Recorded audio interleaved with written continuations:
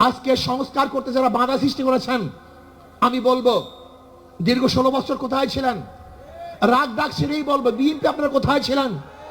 প্রতিবার ঈদের কথা বলেছেন, ঈদের পরে আমরা আন্দোলন করব, ঈদের পরে সংগ্রাম করব, ঈদের পরে সেইটা করব। হাজার ঈদ চলে গেছে, আপনারা আন্দোলন করতে পারেন নাই। কিন্তু ছাত্র জনতা আজকে আন্দোলনের ভিত্তিতে যে অর্জন করেছে, সেই অর্জনকে ধ্বংস করার চক্রান্ত করতেছেন। যে বৈষম্যের বিরুদ্ধে আন্দোলন করেছিলাম, চাঁদার বিরুদ্ধে আন্দোলন করেছিলাম, দুর্নীতির বিরুদ্ধে আন্দোলন করেছিলাম, ধর্ষণের বিরুদ্ধে আন্দোলন করেছিলাম, অবৈধ হত্যার বিরুদ্ধে আন্দোলন করেছিলাম, মানুষের স্বাধীনতার জন্য আন্দোলন করেছিলাম, মানুষের মুক্তির জন্য আন্দোলন করেছিলাম। কিন্তু আমরা কি দেখলাম? 5ই আগস্টের পরে আবারও চাঁদাবাজি, আবারও দখলদারি, আবারও দুর্নীতি। না, বাংলাদেশের মানুষ এই চাঁদাবাজি আর দেখতে চায় না, দুর্নীতি আর দেখতে চায় না।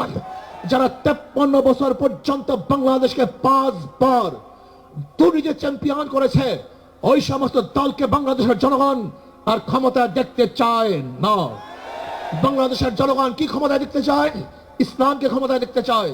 বাংলাদেশের জনগণ ইসলামী আদর্শের মানুষকে ক্ষমতায় দেখতে চায়। যারা খাঁটি ইসলাম, মদিনার ইসলাম নিয়ে সামনে অগ্রসর হবে, বাংলাদেশের মানুষ তাদেরকে গ্রহণ করবে। মদিনার ইসলামের বাহিরে কোন নব ইসলামকে বাংলাদেশের মানুষ গ্রহণ করবে না ইনশাআল্লাহ।